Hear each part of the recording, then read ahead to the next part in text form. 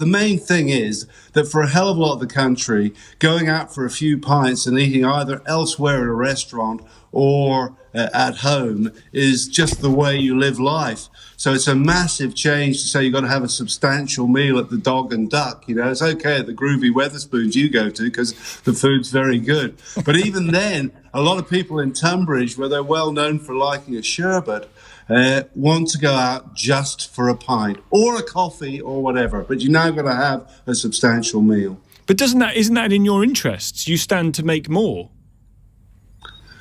No, we won't make more. I mean, it's the half the town centre is going to be shut, and there are restaurants trading still. The fact of the matter is that going out for a pint, not to have fish and chips with it, is a national pastime. And why shouldn't people go out for a pint? They've never been shut before. It's Lord Sumption's right. This is some of the most draconian legislation or regulations that has been seen in the history of the UK. It's an effrontery and it's ridiculous.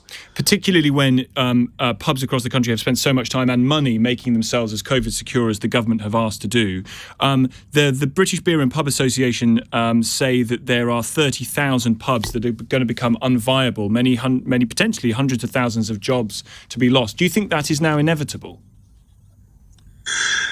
It's heading that way. There's the elastic's been stretched to breaking point because you had a 3-month shutdown, then you had reopened with constantly changing regulations, which meant pubs were doing triple backward somersaults to try and stay open.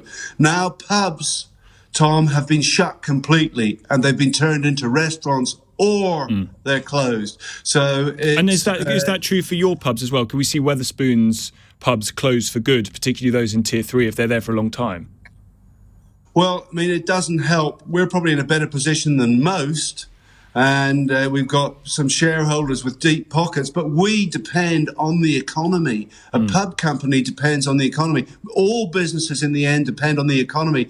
And this bunch of jokers running the government, it's not the Parliament, it's been run under emergency legislation. This bunch of jokers who've never run a business are spending 1 billion quid nearly a day, well, 6 billion quid a week to subsidise this farce.